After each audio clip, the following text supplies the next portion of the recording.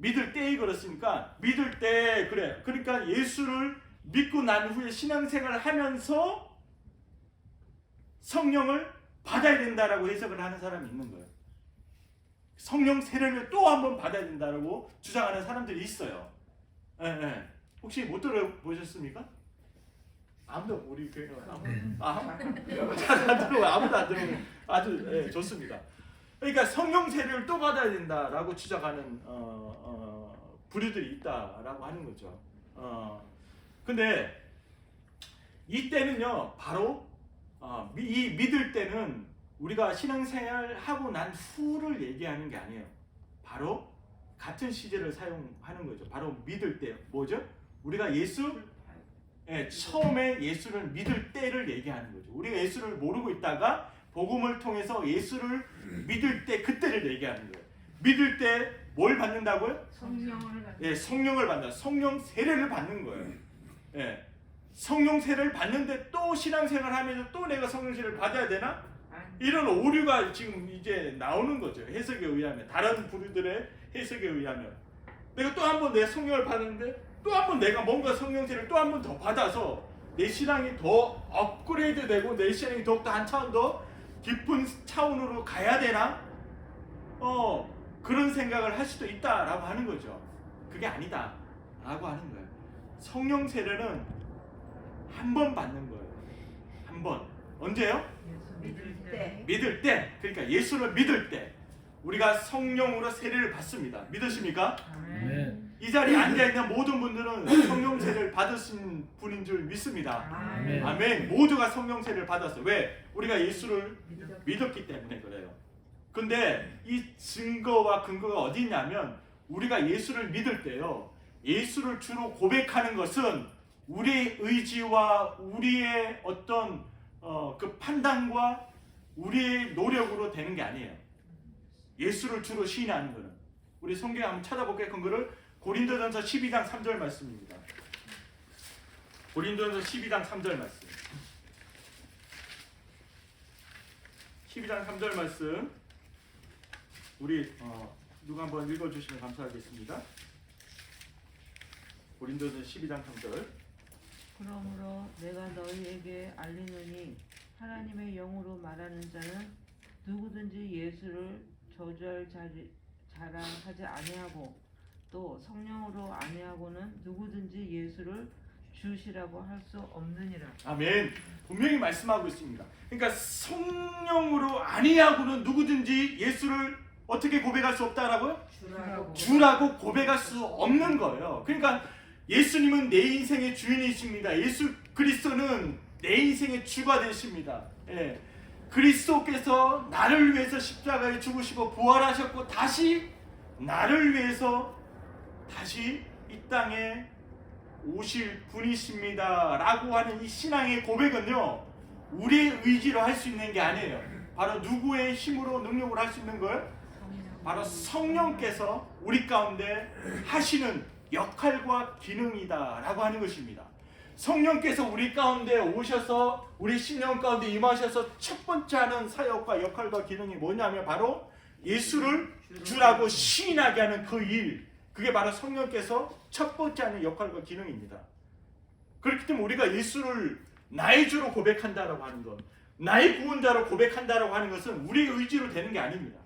성령께서 우리 마음 가운데 오셔서 우리의 마음을 여시고 그 복음을 깨닫게 하시고 그 복음이 참인 것을 믿게 하시는 것은 누구의 역할입니까? 성령 하나님께서 하시는 줄 믿습니다. 바로 말씀이 우리에게 말씀하고 있는 거예요. 성령께서 하시는 거예요. 성령께서 하시는 것, 이게 바로 성령 세례를 받았다라고 하는 증거입니다. 우리 모두가 예수님을 나의 구주로 믿고 영접하신 분들이잖아요. 아멘? 아멘. 소리가 왜 이렇게 작으십니까? 예수님을 나의 구주로 믿으십니까? 아멘. 아멘. 이 아멘이요, 내 의지로 되는 게 아니다라고요. 내 주에 계신 그 성령께서 그 고백을 할 수 있도록 인도하신다라고 하는 것입니다. 예. 그렇다면 이 사람이 볼 때 정말 이렇게, 그렇죠, 우리가 딱 볼 때 외적으로 신앙이 정말 뜨거워 보이는 사람이 있고, 정말 어떻게 보면 좀 이렇게 점잖하게 신앙생활 하시는 분들도 있잖아요. 외적으로 볼 때 우리가 생각할 때. 예? 그것과 상관이 없다라고 하는 거예요. 예. 때로는 점잖하게 신앙생활을 하시는 분들도 있어요. 근데 때로는 또 하나님께서 정말 있잖아요. 각 사람마다 기질이 있고 성품들이 다 있잖아요. 그렇게 하나님께서 역사하시거든요. 그렇게 이제 더 이렇게 보이는 분들도 있어요. 하지만 그게 중요한 게 아니라, 겉으로 드러나는 게 중요한 게 아니라, 정말 이 사람이 예수님은 나의 구주가 되십니다라고 분명한 신앙의 고백이 있다고 한다면 이 사람은 어떤 사람이에요? 성령의 세례를 받은 사람이에요. 이 사람이 겉으로 볼 때 뜨겁든지 차갑든지 그게 중요한 게 아니다라고 하는 겁니다. 예. 정말 중심으로 예수 그리스도만이 나의 구원이고 길이요 진리요 생명됨을 중심으로 고백하는 분이라면, 신앙의 고백을 하는 분이라면, 그 누구든 그 사람은 모든 사람들이 성령 세례를 받은 분들이라고 하는 것입니다. 예. 여러분 성령 세례를 받으셨습니까? 아멘. 아까랑 좀 더 확신 있게 대답을 하시는데, 아까 전에 믿으시면서 조금 이렇게 뭐뭐 하셨는데, 예. 이거는 확실한 우리의 신앙의 고백이 바로 성령께서, 내주에 계신 성령께서 우리 가운데 일하시고 역사한다라고 하는 증거예요. 증거예요. 그래서 성령 세례를 받은 사람들은요, 그 어떤 환경과 처지 가운데도 이 신앙의 고백이 흔들리지 않습니다. 예. 이거 왜냐하면 내 의지로 하는 게 아니에요.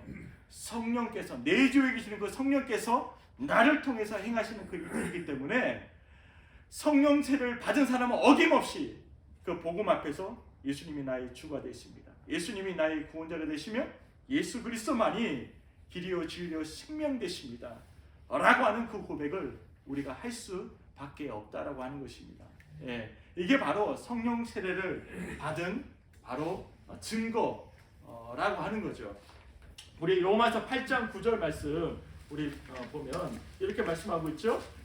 8장 9절 제가 읽어드리겠습니다. 8장 9절입니다. 만일 너희 속에 하나님의 영이 거하시면 너희가 육신에 있지 아니하고 영에 있나니, 누구든지 그리스도의 영이 없으면 그리스도 사람이 뭐라고요? 아니라, 그렇게 말씀하십니다. 그러니까 그리스도의 영, 성령이 없으면 그 사람은 그리스도의 사람이 아닌 거예요. 분명히 내주하고 계시는 그 성령에 대해서 성경은 증언하고 있습니다. 우리 또 요한복음 14장 17절 말씀 우리 함께 볼게요. 14장 17절의 말씀 이렇게 말씀하고 있습니다. 요한복음 14장 17절 말씀. 그는 진리의 영이라 세상이 능히 그를 받지 못하나니 이는 그를 보지도 못하고 알지도 못함이라. 그러나 너희는 그를 아나니 그는 너희와 함께 거하심이요 또 너희 속에 계시겠습니다. 그렇게 말씀합니다. 성령께서 우리 속에 내주에 계신다라고 성경은 끊임없이 우리 가운데 말씀하고 있습니다. 예, 우리가 예수님을 믿을 때 성령 하나님께서는 우리 안에 내주에 계십니다. 아멘. 그게 바로 성령 세례입니다. 성령 세례. 성령께서 우리와 함께하고 계신다라고 해요. 하나님의 영이, 하나님께서 영으로 우리와 함께 하시는데 그분이 바로 누구다? 바로 성령 하나님이시다 라고 하는 거예요. 이 시간에 여러분 신령 가운데 누가 계세요? 성령님이 함께 하시고. 아멘. 성령 하나님이 함께 하신다 라고 하는 거예요. 성령 하나님. 우리 모두는 성령 세례를 받은 사람들입니다. 그러면 오늘 예배소에서 사도 바울이 요한의 제자들이 했던 그 질문을, 원초적인 질문을 제가 한 번 더 던지겠습니다. 너희가 믿을 때 성령을 받았느냐? 아멘. 제가 한 사람은 다 봐야 돼요. 아멘 하는지 안 하는지. 마스크를 써가지고 잘 보이지는 않지만 아멘입니다. 너희가 믿을 때 성령을 받았느냐? 아멘. 그렇다면 우리가 여기서 질문 하나를 던질 수 있습니다. 우리가 다 성령 세례를 받았습니다. 성령을 받았어요. 성령을 받았는데 성령을 받고 난 이후에 우리 하나님의 사람들, 성령의 사람들이 어떠한 삶으로 살아가야 될까라고 하는 신앙적인 과제가 남아 있어요. 성령 받고 다 끝나는 게 아니잖아요. 끝나는 게 아니다. 우리 유홍숙 집사님이 성령을 받았습니다. 정말 하나님의 은혜죠. 은총이고 성령을 받았는데 성령을 받고 이제 우리 신앙이 끝나는 게 아니에요. 성장이죠. 그렇죠. 권사님이 이제 이렇게 너무 내공이 쌓인 듯한 그 이제 모습으로 성장해야죠. 이렇게 너무 이렇게 깊이 있는 대답을 하셨어요. 우리의 신앙이 성령 받고 난 이후에가 중요하거든요. 그게 뭐냐면 바로 에베소서 5장 우리 말씀을 좀 봤으면 좋겠어요. 5장 18절 말씀이에요. 5장 에베소서 5장 18절 말씀. 다 함께 제 성경절 315쪽입니다. 5장 18절 말씀. 5장 18절 말씀. 자, 함께 읽습니다. 시작. 술 취하지 말라. 이는 방탕한 것이니 오직 성령으로 충만함을 받으라. 아멘. 그러니까 성령 세례를 받은 사람의 삶의 과제는 뭐냐면 앞으로의 삶의 과제는 바로 성령의 충만함을 받는 거예요. 이게 우리 신앙인들의 과제입니다. 성령의 충만함은 또 한 번 받고 끝나는 게 아니라 어떻게 해요? 계속 매일 시간 성령의 충만함을 우리는 받아야 돼요. 충만함을 받아야 되는데 성령세를 받았는데 또 성령세를 받은 이게 아니다라고 하는 말씀을 제가 드리는 거예요. 그러니까 성령세를 우리는 이미 받았어요. 예수 믿을 때 성령 하나님은 우리 가운데 내주에 계십니다.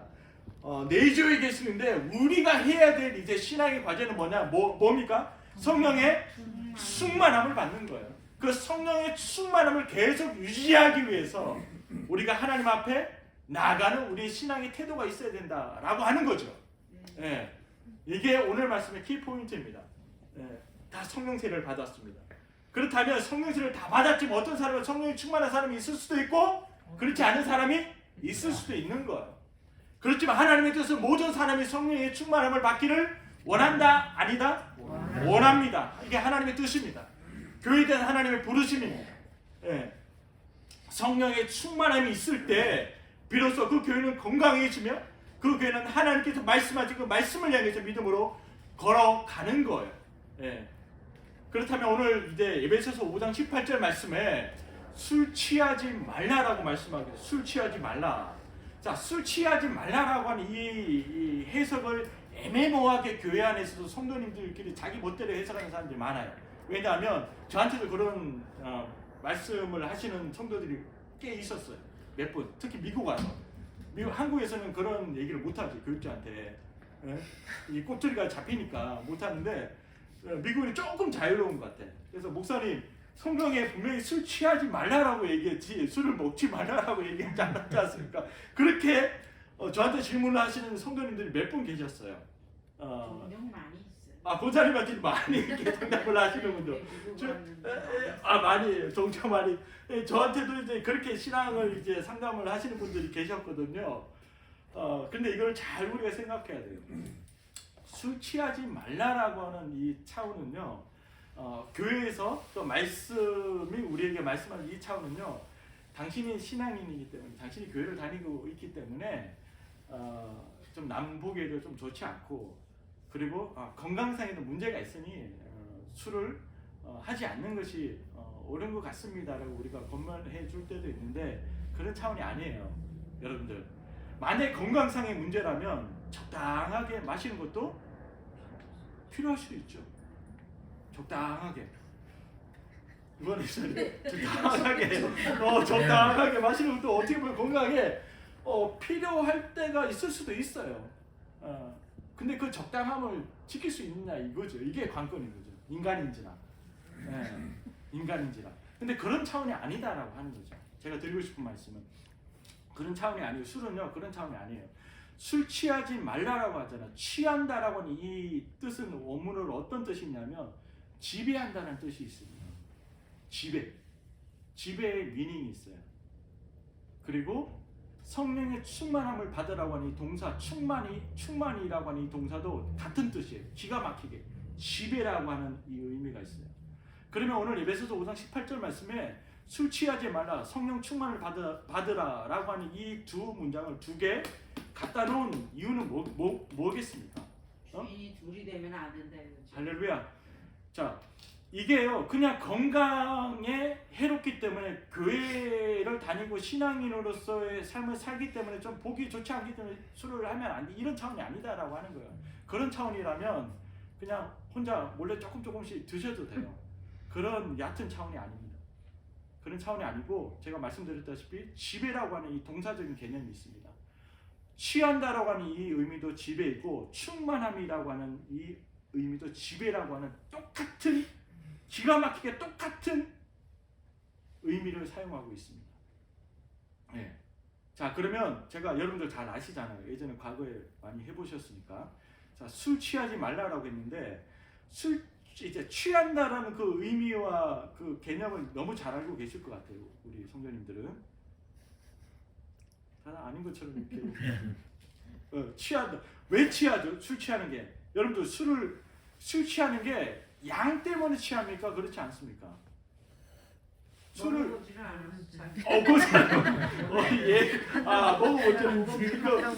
너무 이렇게 FM대로 말씀하시면 그렇죠. 먹어보지 않아서 모르는 정답입니다. 모르는 안 먹어봤으니까 경험 안 해서 모르는 거죠. 이게 솔직한 대답인데 다 그렇습니까? 우리 성도님들? 아닙니다. 아니죠. 그렇죠. 이게 솔직한 하나님 기뻐하는 고백이에요. 이게 술은요. 제가 이제 듣잖아요. 들으면 술은 절대로 양 때문에 취하지 않습니다. 근데 우리가 착각하죠. 물론 이제 많이 마시면 좀 더 많이 취하겠죠. 많이 마시면. 근데 결정적인 이유는요. 술은 양 때문에 취하지 않아요. 양 때문에 취하지 않아요. 술은 뭐 때문에 취해요? 술은 성분 때문에 취해요. 어떤 성분이 있죠? 알코올이라는 권사님 드셔보시지 않았는데 굉장히 자신감 있게 말씀 감사합니다. 술은 알코올 때문에 취해요. 알코올이라는 성분 때문에 취한다고요. 근데 우리가 착각해요. 많이 마시면 취한다고 생각하거든요. 절대 그렇지 않습니다. 알코올이라는 성분 때문에 취한 이 알코올이 몸 안에 들어오면 대뇌신경을 자극합니다. 그래서 대뇌신경을 이제 완전히 지배해 버리는 거예요. 장악해 버립니다. 그 장악이 되면 어떻게 되죠? 이 사람이 그 취한다는 취하게 된 후의 행동이 어떤 행동이 있어요? 완전히 판단력이 완전히 흐려져요. 판단력이. 그리고 몸의 밸런스가 완전히 무너집니다. 그래서 TV에 보면 뭐 나무 앞에서 막 얘기하고 삿대질하고 막 발차고 막 그런 사람도 있잖아요. 몸을 못 가는 거 TV에 보면 혹시 TV에 나오는 사람이 혹시 여기 계신 분들 중에 한 분이지 않겠죠. 어쨌든 네, 그게 왜 그렇습니까? 이게 바로 통제력을 잃어버렸기 때문에 뭘 통해? 알코올을 통해서 완전히 그 알코올에 몸에 완전 지배를 당한 거예요. 그러니까 어떤 표현을 쓰죠? 술 먹으면 이 사람이 뭐가 된다고요? 그렇죠. 와 장로님 어떻게 장로님 보시는 더 잘 개가 된다고 표현을 하잖아요. 우리 한국 분들은 왜? 몸을 전혀 뭐 가릴 수가 없어요. 몸을. 그리고 판단력이 완전 흐려지기 때문에 본인이 아닌 어떤 행동과 모습들이 그 알코올의 지배를 통해서 나타난다라고 하는 거예요. 자, 이게 바로 술 취함의 현상입니다. 아주 중요한 의미가 있는 거예요. 아까 우리 박 군사님 말씀하신 것처럼 술 취하지 말고 그러면 어떻게 하라고요? 우리 하나님의 사람들은 성령의 충만함을 받아라 이렇게 말씀하고 있습니다. 같은 개념의 지배라고 하는 이 개념 속에서 그렇다면 이 의미는 뭐냐면 더 구체적으로 말씀드리면 우리는 성령의 지배 아래 성령의 지배를 받는 하나님의 사람들이기에 네가 이 땅을 살아가면서 그 어떤 것도 너를 지배할 수 없다라고 하는 거예요. 그리고 지배할 수 없게 너의 인생을 살아가라고 하는 하나님의 말씀이라고 하는 거예요. 그 어떤 것에 우리의 지배권을 줘서는 안 돼요. 믿으십니까? 아멘. 그 어떤 것에 그게 어떤 것이 되었든 간에 우리 지금 우리 권사님들 다들 이제 손녀 다들 너무 귀하고 정말 귀하게 정말 이렇게 보잖아요. 그 어떤 것이 나를 지배하지 못하도록 하라라고 하는 하나님의 말씀이라고 하는 거예요. 술은 그냥 하나의 예로 하나님께서 가져오시는 거예요. 왜? 술이 우리 대뇌신경을 자극할 때 우리의 몸을 완전히 장악해버리고 지배해버립니다. 그럼 우리의 기존의 그 생각과 그 어떤 건강한 그런 모습들이 절대 나올 수 없어요. 다 잃어버리는 거죠. 그 안에서 다 잃어버리는 거죠. 그러니까 우리의 신앙은 우리가 이 땅을 살아가면서 그 어떤 것에 우리의 지배권을 넘겨서는 된다 안 된다? 안 된다. 안 된다라고 하는 거예요. 절대로. 누구에게만 우리의 지배권을 두라고 하는 말씀입니까? 성령님, 성령 하나님께만 우리의 지배권을 둘 때에 그분만이 나를 지배하시는 분이라고 하는 그 신앙의 고백을 날마다 주님 앞에 우리가 올려드릴 때 우리의 성령의 지배, 성령의 즉 다스리심, 통치하심, 인도하심, 즉 성령의 충만함을 우리는 날마다 경험할 수 있다라고 하는 것입니다. 예, 이게 우리의 매일매일 삶에 너무나 중요합니다. 이게 신앙의 핵심입니다. 유홍식 집사님이 오늘 이 하루 성령의 지배를 받고 살았느냐 그렇지 않느냐라고 하는 것은 하나님의 뜻 가운데 걸어갔느냐 걸어가지 않았느냐를 말하는 거예요. 왜냐하면 하나님의 말씀대로 산다라고 하는 우리의 의지대로 할 수 없습니다. 우리는 육신을 입은 연약한 존재이기 때문에 그래요. 우리는 죄를 짓는 게 더 쉽지 하나님의 말씀에 순종하는 게 더 쉽지 않아요. 우리 태생 자체가 그렇기 때문에 우리는 죄를 짓고 죄를 가까이 하는 게 더 익숙합니다.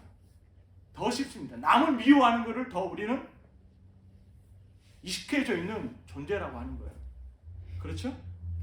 그렇다면 우리가 철저하게 매일매일 성령 하나님의 지배와 인도하심, 그 충만함을 우리가 경험하지 않고 우리가 그 충만한 가운데 들어가지 않으면 결단코 하나님의 그 말씀에 순종할 수 있는 존재가 아니다라고 하는 거예요. 사랑하는 열린교회 성도님 여러분, 매일매일 성령 하나님의 지배 아래 성령의 충만함을 받는 하나님의 사람 될 수 있길 간절히 축복합니다. 아멘. 그럴 때 우리 인생이 방탕한 삶이 되지 않는 거예요. 왜냐하면 18절 말씀에 방탕한 것이니 그렇게 말씀하고 방탕한 이 방탕함의 의미는 뭐냐면 정확하게 풀어서 말씀드리면 낭비하다, 허비하다라고 하는 뜻입니다. 방탕함의 의미. 그러니까 우리가 성령의 충만함을 받을 때만 우리 인생이 허비되고 낭비되지 않는 거예요. 그렇죠? 성령의 충만함을 받지 않으면 결국 우리 인생은 어떻게 된다고? 방탕한데 그 방탕함의 뜻이 뭐라고? 낭비하고 인생을 허비하게 된다. 네. 정확하게 하나님께서 우리 인간들을 향해 말씀하시는 거예요. 자, 우리 탕자의 비유를 한번 볼까요? 자, 탕자의 비유를 볼 때 그 탕자를 둘째 아들 기다리는 아버지의 마음이 성경에 너무 잘 하나님께서 보여주십니다. 근데 그 둘째 아들이 재산을 가지고 나가서 어떻게 합니까? 허랑방탕하는 그게 나오죠. 그게 똑같은 의미예요. 허비하고 낭비했다라고 하는 의미거든요. 왜 둘째 아들이 허비하고 낭비하며 허랑방탕한 삶을 살아갔을까요? 왜 그럴 수밖에 없을까요? 그거는 이유는 딱 한 가지야. 아버지의 지배 아래 있지 않았기 때문에. 너무 중요한 말씀입니다. 아버지의 지배 아래 있지 않을 때 인생의 결과가 어떠한지 보여주는 거야. 이 말씀이거든. 하나님의 통치, 하나님의 지배를 받지 않을 때, 그 하나님의 지배를 떠나 있을 때 우리 인생은 술 취할 수밖에 없는 인생. 그러니까 인생이 결국 허비하고 낭비될 수밖에 없는 인생이 바로 우리 존재라고 하는 것입니다. 더 하나의 더 큰 예를 가지고 와볼까요? 하나님께서 모세를 통해서 이스라엘 백성을 출애굽 시켰습니다. 출애굽 이후에 그 이스라엘 백성들은 하나님께 약속하신 그 땅을 향해서 10하룻길이면 갈 수 있는 거리였어요. 근데 그들이 몇 년을 거쳐서 그 땅을 들어갔어요? 그렇죠. 40년이 걸렸어요. 40년. 10하룻길이면 갈 수 있는 그 하나님이 약속하신 그 땅을 40년이 걸렸다고. 최종적으로 그 땅에 들어가기까지. 왜 그랬을까요? 하나님 앞에 불순종했기 때문에. 즉 하나님의 그 지배 아래 있지 않았기 때문에 자기의 뜻과 자기의 고집과 자기의 뜻대로 행하려고 하는 그 인간의 본성, 죄악 때문에 그 결과가 바로 그거였다고 하는 것입니다. 우리가 잘 생각해야 될 것. 우리 모든 그리스도인들이 정말 하나님을 정말 믿는다라고 우리가 오늘 찬양했지만 나는 믿노라 하나님의 살아계심을 나와 함께 하심을 믿노라 우리가 함께 고백했지만 우리 모두가 잘 생각해야 될 것은 정말 그 믿음이 정말 무엇이냐라고 하는 거예요. 그 믿음의 근거가 어디에 있냐라고 하는 거죠. 그 믿음의 근거와 그 믿음의 고백은 바로 하나님의 지배 아래 있는 삶인 줄 믿습니다. 아멘. 하나님의 그 통치와 하나님의 지배 아래 있을 때 하나님 나는 그 하나님을 믿습니다. 하나님을 그 신뢰합니다. 라는 그 고백이 능력이 있을 수밖에 없는 거예요. 그런데 그 하나님의 지배권에서 벗어났을 때 그 하나님의 통치에서 벗어났을 때 나는 믿노라 라고 하는 그 찬양의 그 고백과 그 어떤 것은 힘을 잃을 수밖에 없는 거죠. 왜? 자신은 그것을 할 수가 없어요. 바라기는 우리 열린교회 성도님 여러분 성령의 그 충만함 하나님의 그 지배하심 가운데 성령의 늘 그 지배하심 가운데 살아갈 수 있기를 간절히 축복합니다. 아멘.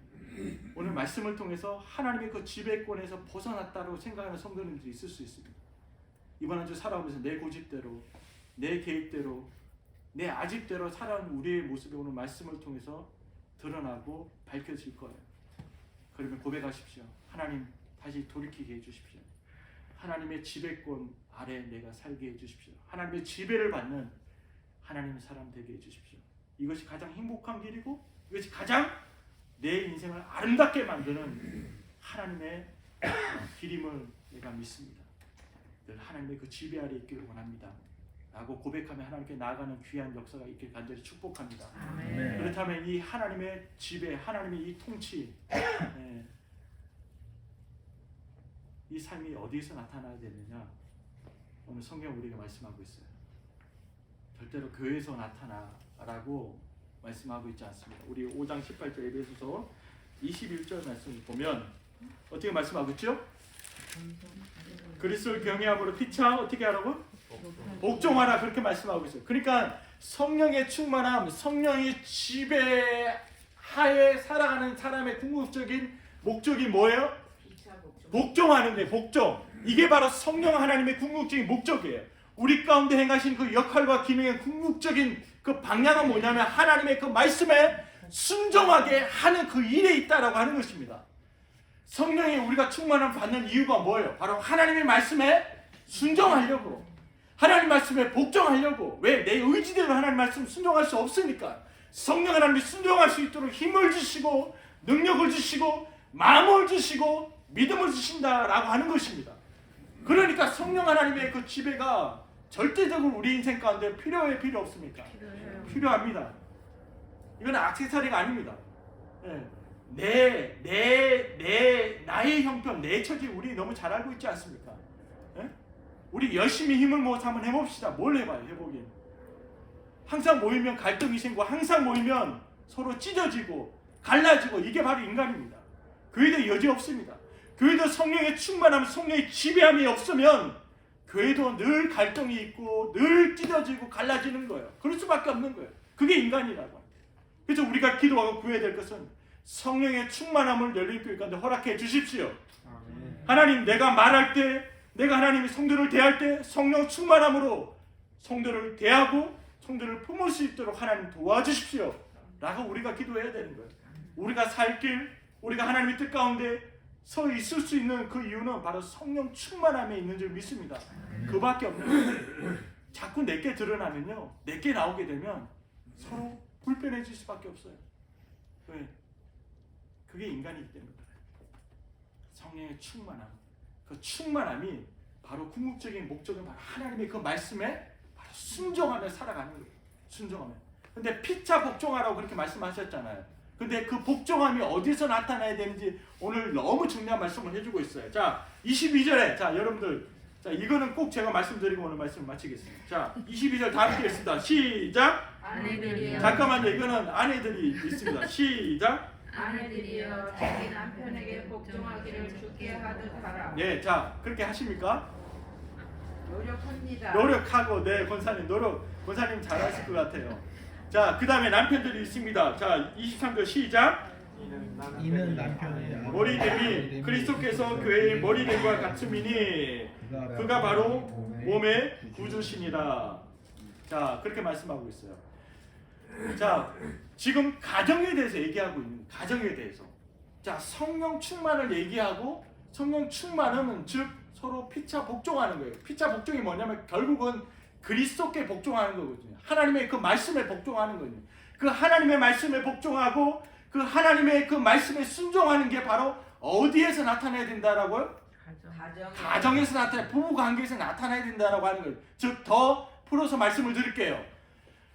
박 권사님이 박장로님을 볼 때 박 권사님이 박장로님이 성령 충만한 모습을 봐야 돼요. 이 말을 지금 하고 있는 거예요. 박장로님이 박 권사님 볼 때 박 권사님 모습이 어떤 모습이어야 돼요? 성령 충만한 모습을 박장로님이 봐야 돼요. 이해하시겠죠? 네. 교회에서 아니에요. 먼저 교회에서 다 보면 천사 같잖아요. 우리 성령님들 다 우리 권사님 천사 같아요. 정말 우리 다 천사고 저도 천사 같고 저도 정말 막 천사 같고 다 천사 같아요. 근데 정말 중요한 거는요. 우리 가정이에요. 가정에서 남편이 아내를 볼 때 아내의 모습 속에 성령 충만한 모습을 보지 못한다라고 한다면 신앙적으로 문제가 있는 거예요. 아내가 남편을 보면서 성령의 그 지배하신 가운데 살아가는 그 모습을 보지 못한다라고 한다면 안타까움이죠. 이게 위기죠. 남편이 돈을 못 벌어줘서 이게 위기가 아니에요. 잘 생각하셔야 돼요. 돈은 제가 저번에 말씀드린 있다가도 없고 없다가도 있는 게 돈이에요. 그냥 수단일 뿐이에요. 네. 조금 없으면 조금 뭐 괴롭긴 하겠죠.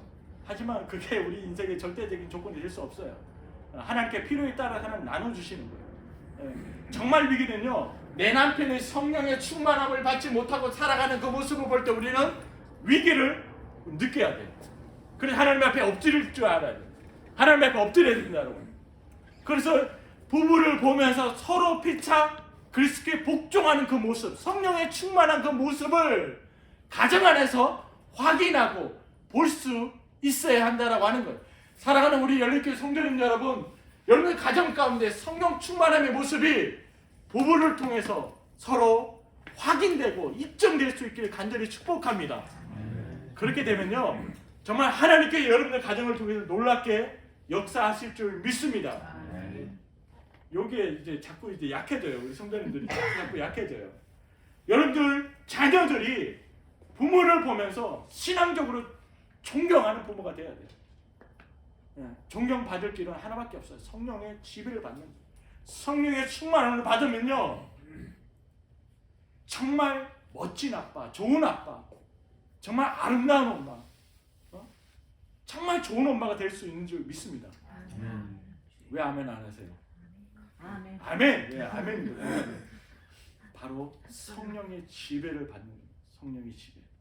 성령의 지배를 받을 때 우리 모두가 정말 하나님의 그 뜻 가운데 하나님께서 원하시는 그 삶을 우리가 기쁨으로 감당하며 그 길을 우리가 걸어갈 수 있는 거죠. 바라기는 우리 열린교회 성도님 여러분, 이번 한 주 우리가 삶을 또 살아갑니다. 이번 한 주 어떤 신앙의 모습으로 살아가시겠습니까? 너희가 믿을 때 성령을 받았느냐? 아멘. 성령 세례를 우리는 받았습니다. 성령 하나님 우리 가운데 내주하고 계십니다. 그렇다면 우리의 신앙의 과제는 뭐냐면 날마다 우리가 성령의 충만함을 입는 거예요. 매 시간마다 성령의 충만함을 구하고, 성령 하나님 오늘 나를 지배해 주십시오. 성령 하나님 오늘 나를 인도해 주십시오. 내 모든 전입계획을 성령 하나님 지배하시고 통치해 주십시오 라고 우리의 마음을 열고 성령께 우리 인생을 맡길 때 그 성령께서 우리를 충만하게 우리를 지배하신다라고 하는 거예요. 그런 삶 가운데 궁극적으로 우리의 삶이 하나님의 그 말씀에 순종하는 삶을 살아갈 수 있도록 성령 하나님께서 우리를 인도하신다라고 하는 것입니다. 우리 한 주 하나님의 지배 아래 하나님의 그 말씀에 순종함으로 승리하는 그 살아계신 하나님을 더 깊이 경험하는 한 주의 삶 될 수 있기를 간절히 축복합니다. 아멘. 아멘.